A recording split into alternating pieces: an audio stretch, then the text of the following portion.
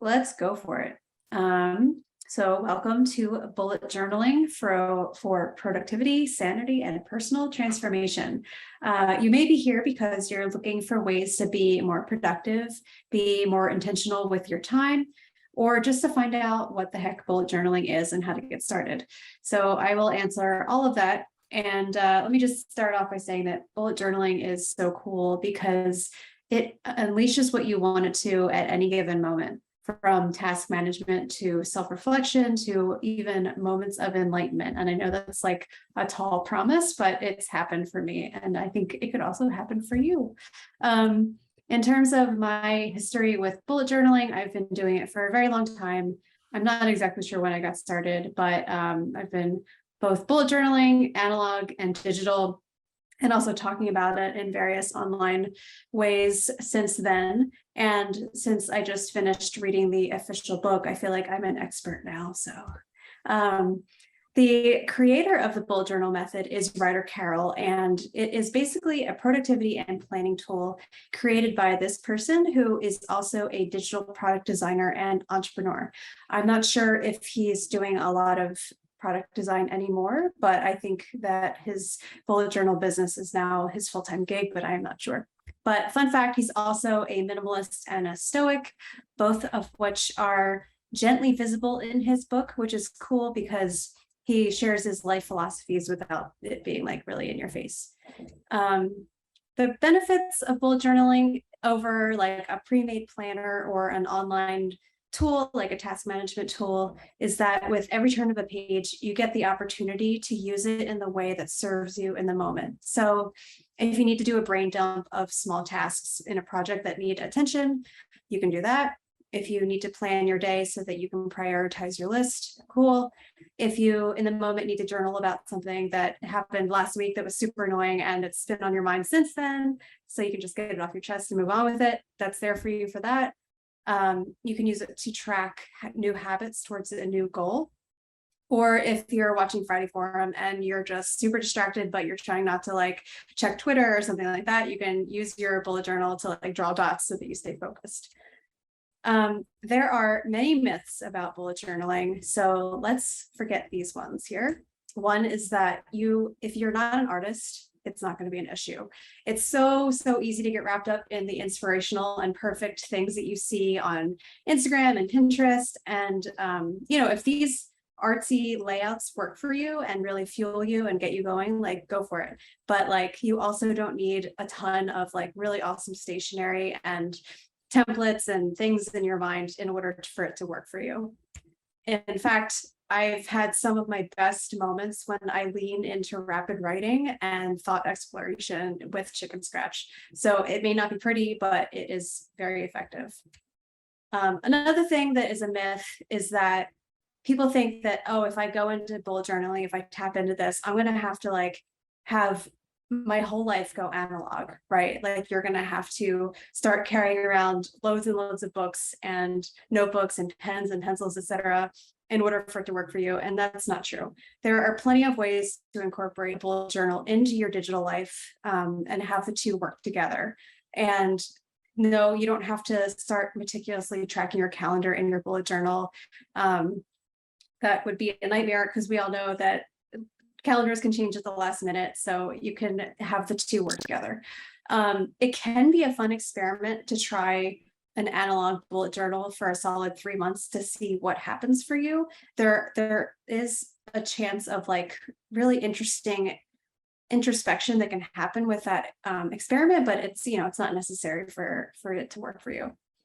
Ultimately, what matters the most is do what will work best for you. Combination of digital and analog, trying analog full time, whatever works is cool.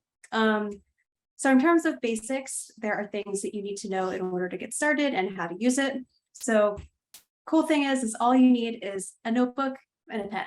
You can use literally any notebook that you have, even something that's from like 10 years ago that you got at a conference that is super old, but just grab whatever you need, and a pen, pencil. You can even start with a scrap piece of paper. It doesn't really matter. Super flexible. I see the chat. Is anything going on? Okay. So yeah, the bullets here are the basic, this is the basic framework.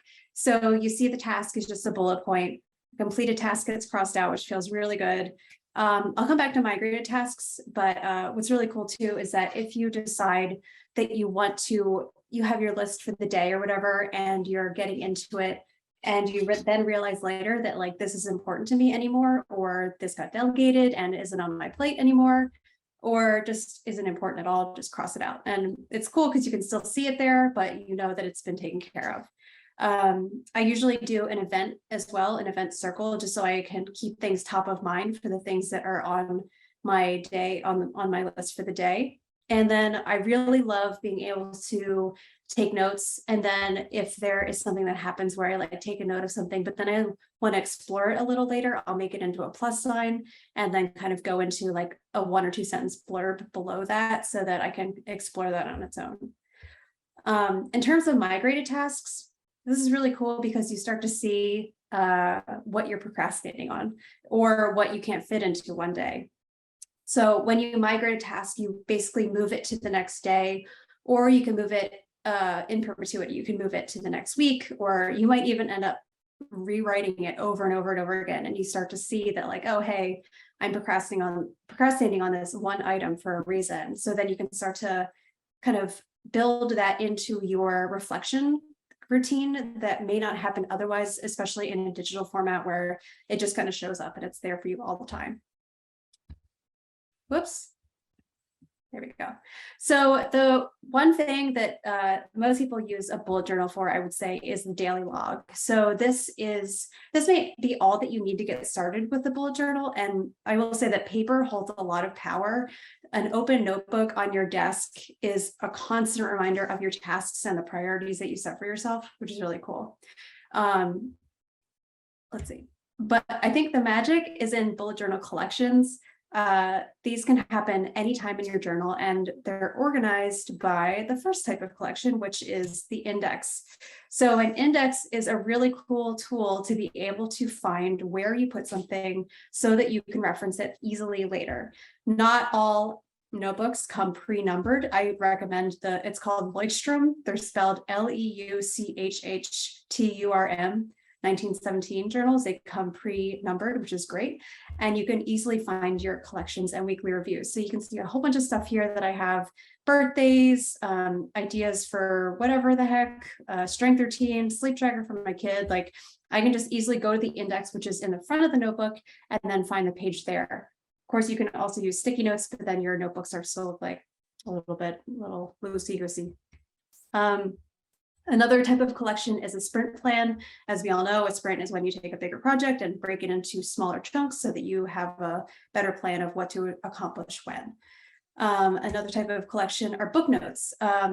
Taking notes on what you read, listen to, or watch is really cool because you can track your notes based on where you are in that moment in time. So you can start to see how what you're reading is affecting what you're doing, or how what you're doing is affecting how you're interpreting something that you're reading or listening to. It's really cool.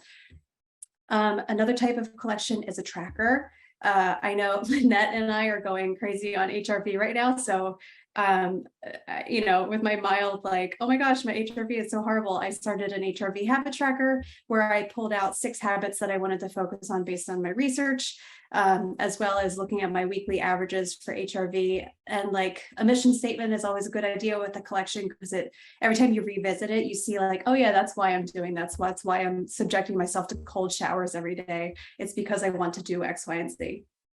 And you can track anything from like drinking enough water to flossing daily, to stuff like this. It's more pointed. You can also doodle at any time, which is really fun because it's your journal. Like no one's going to see it. I mean, unless you have people who are really snooping on your life, but you can do whatever you need to and want to in the moment. And like collections can really be anything. This is a Rummy scorecard from 2018 that I resurfaced while doing this presentation. That was pretty fun to see how badly I was losing. Here are other ideas for bullet journal collections. You can read them yourself. Some of the ones that I'll point out is like a gratitude log. Some people will do a couple of pages of spreads so that you can just have one point of gratitude every day, so that you can start to get a visual representation of like, oh yeah, I'm doing a gratitude or a line of gratitude every day. And you can start to see patterns all in one place, which is really cool. I really love a reading tracker, because I tend to be in the middle of like 5 books at any given time. So I like to have like a start date, an end date, the title, of course, and then also whether or not I've processed the notes, because I really like to be able to take my notes and put them into this kind of Zettelkasten and like note-taking system. So I check that off when I'm done with that. Other things are doctor visit logs. These are great if you're like managing symptoms or any sort of things that are complicated or external to you. Like I will keep a log of my kids' symptoms. So when I get to the doctor and they're like, how long has so-and-so been feeling this way? I'd be like, well, I have this here and I have their temperature on this day and their medication on this day. So you can like really have it all in one place, which feels good. And you like feel like you have your stuff together. A friend tracker is something that I thought was really fun. I have a friend who did this. She has a huge connection, a huge like group of friends across the world, and she makes a really concerted effort to keep in touch with them regularly, whether that is like every once a month or something like that, but she makes sure to have a meaningful connection with them on a regular basis, because sometimes you can have a friend that you feel like you talked to yesterday and then you realize all of a sudden it's been a half a year or a year or more. Chore chart, recurring schedules, or recurring items. You can see in this illustration here, sometimes it's helpful to see like what you have to do monthly and when, all in one place. And even you might have things that you do like regularly on Mondays, but never on Saturdays. So just like help to see recurring items there. So in order to get started with all the collections, there are so many things that you can like get started with, and it feels a little bit overwhelming, but here I feel like is one of the most effective ways to get started with incorporating a bullet journal into your routine. First is the AM reflection. So think like, if you have read The Artist's Way, think like morning pages, but not as long, because morning pages takes a very long time to do. So your AM routine can be a time to offload your thoughts, anything that you're ruminating about overnight, or that you like had a big like revelation on, whatever. Finding incomplete tasks from past pages, and setting your intentions and priorities for the day. I think sometimes it's helpful to just also do a brain dump of all the things you need to do, and then go back in with your pen or a highlighter or something, and just like putting an exclamation point near the things that you really want to focus on that day. And then on the other flip side, or the flip side, is the PM reflection. So you review and scan your daily logs, saying like, okay, what did I do? What did I do that I didn't even have on the list? Because that can feel good if you're like, oh yeah, I had this on the list, but then I also did this, this, and this, which helps you appreciate your progress. You can also cross out irrelevant items, which also feels good too. And then if it's in your practice to do gratitude and reflection, you can do that as well. So that's really it. The resources. Let me just say a thing about the book really quick, because I was bullet journaling for nearly a decade, and I was like, why would I need to read the book? I bullet journal every day. It seems like it would be a waste of my time, but read the book if you haven't yet. And if you think you want to get started with it, it is about 20% application and 80% therapy. And in my experience, you may have personal breakthroughs or gain clarity, or maybe even have moments of enlightenment. This book is really a guide to life, happiness, intentionality, and finding purpose through simplicity and reflection. And his writing is just like top notch. You can find all sorts of inspiration on all the social media stuff. And of course, ping me anytime if you have questions about bullet journaling, whether analog or digital. That is it. Let's go for questions. Oh, Casey. Okay, that was amazing, Jen. Thank you. I love that. Okay, I have 2 questions for you. One is, you're also a Notion wizard. So how do you think about like making a Notion table for like symptoms, for instance, for your kids, or, just doing it online basically versus doing this in a bullet journal? What are some, is it mostly because you just love the paper and you love the power of paper, or how do you think through what to do in Notion and what to do in your bullet journal? That's a really good question because I recently started a cycle tracker in Notion that has way more functionality than an analog bullet journal collection would. So I'm able to use like formulas and pie charts, like things that automatically come up in Notion charts. And because it's like so specific, I think it helps to have it all in one place, especially something that I can just have on my phone at any given time. So if I'm like experiencing something, I can just go on my phone, go to Notion and log it. So I think it really depends. You have to like weigh the portability feature versus like the having it on paper. So it's like whatever ends up working for you. I've tried it both ways. But yeah, in terms of being able to see everything for my kids, I feel like especially for my kids' doctors, being able to see the paper and not feel like the doctor's like, why are you going into your phone right now? Like, are you with me? So it's just like it's also a different like relationship type of experience when you have it on paper, if that makes sense. That makes total sense. Yeah. Awesome. If there's time, I'll ask my second question that other people can ask. Okay. Azure, what's up? I think my question is kind of similar, but it's like, what do you feel like is lost when you do this digitally versus on paper? Like, is it an emotional thing when you do it on paper? Because I've also at various times tried to go from writing my journals and everything only exclusively online to make them more searchable and, you know, to be able to organize my time better. But I don't know if it's just a generational thing of like, I grew up before the time of typing all the time. But it feels like there's something very magical and private about specifically writing and learning that way. Yeah. So follow-up question for you is how are you journaling on your computer or digitally? Oh, there we go. I've done it just long form Google Doc style. And then I've also done bullet journaling digitally just in Google Docs. Okay. And a little bit of like trying to add that like free form illustration stuff in like a online whiteboard program, but it still doesn't feel quite the same.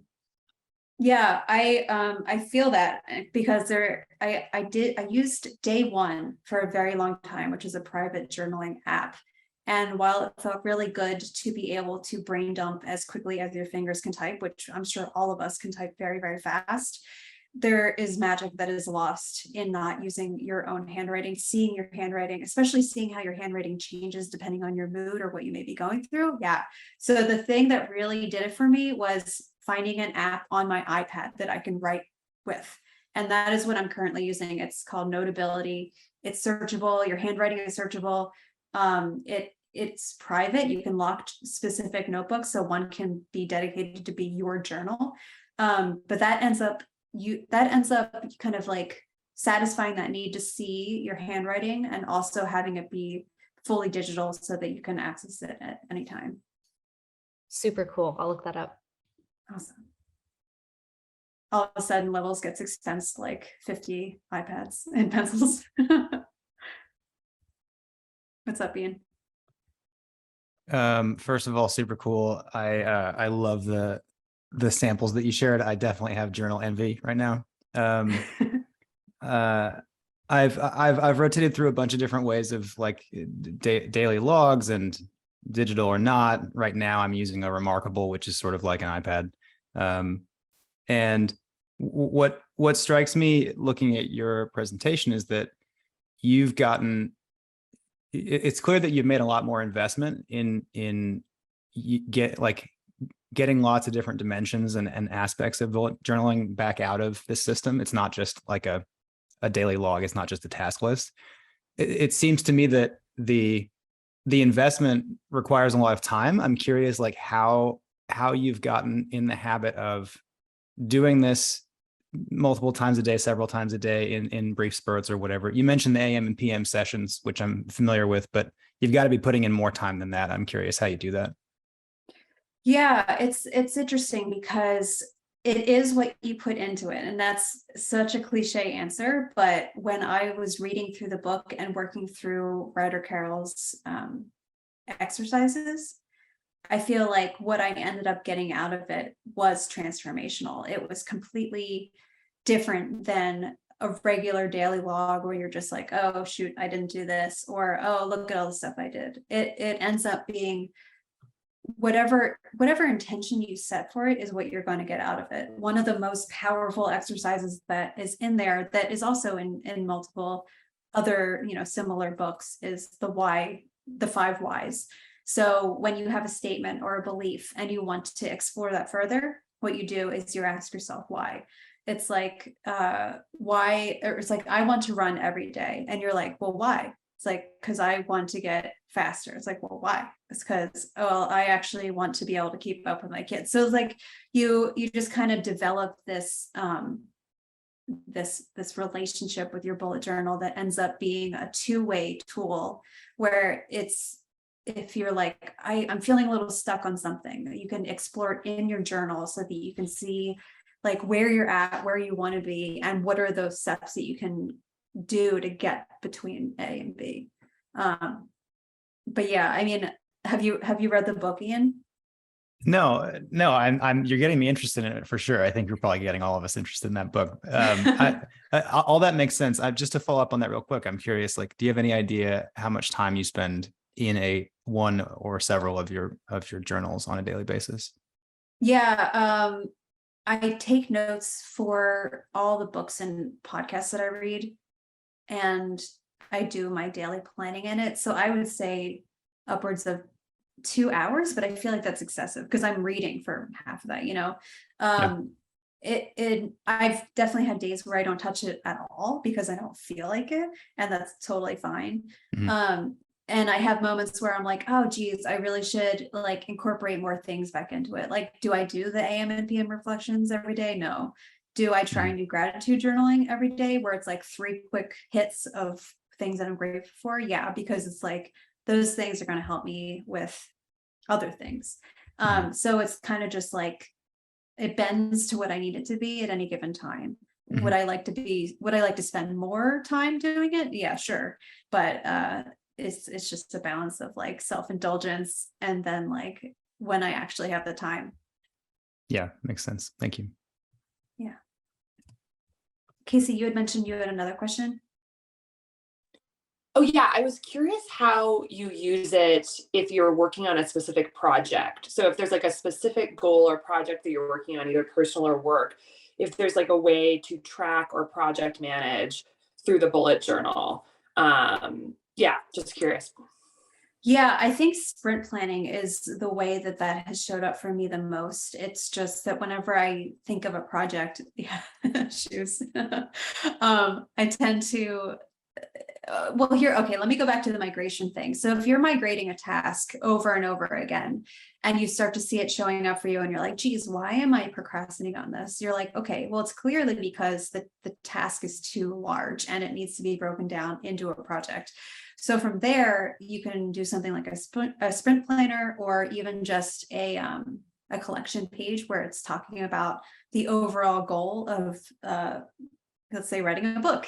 And then you start to break it down into sprints where you have different tasks throughout that project. And you may revisit it from time to time, realize that you don't need to do this specific thing on week 2 or whatever it is, but it just starts to kind of unfold as you go. And just, you can reference it from time to time. You can reference it every day. It's like whatever you need it to be. Awesome. That makes sense. Thanks. I'm scrolling through the comments, and yeah, the like having a notebook by your side, Lynette, I totally agree. It's like really fun. Stadi, I see your question. I don't know if you're still here, but using voice memos for bullet journaling. Yes, I have.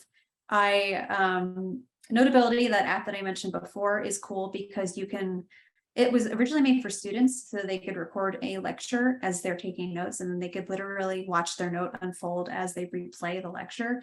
But you can also just import MP3 files. You can do whatever, but I feel like voice memos and journaling in general is really cool because, especially with the Apple Watch, you can just kind of like start a voice memo and then listen to it again later. So I think that's how I use it the most, is if I'm out on a run and I have an idea, I'll just dictate it to my watch or talk in the voice memo. And then when I get home, I will I will use that to kind of flesh out the idea on paper or digitally.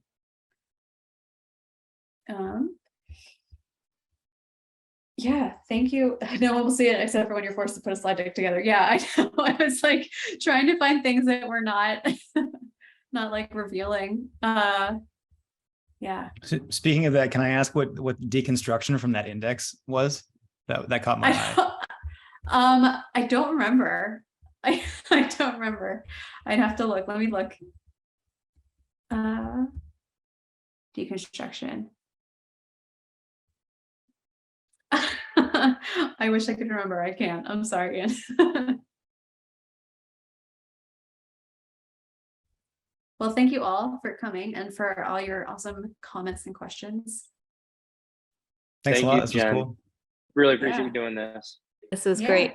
I feel like we're all probably journaling and productivity nerds. So awesome. Absolutely.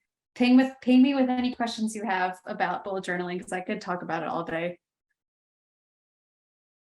I want to ask you about para, like this research task management bullet journaling type thing we do at some Oh, point. You would probably have so many good Forte. ideas about it. I have yet to take Tiago Forte's class, but I know Jesse has.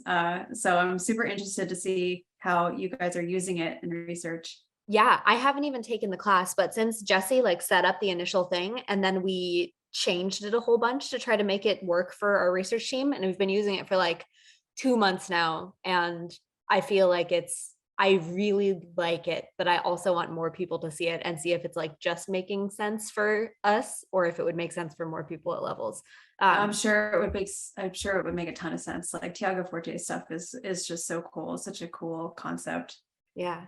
Okay. Anyways, I have to hop over to my Zoom room for the Yes. next one now, but I'll see you in a couple minutes. Bye guys. Good job. Bye.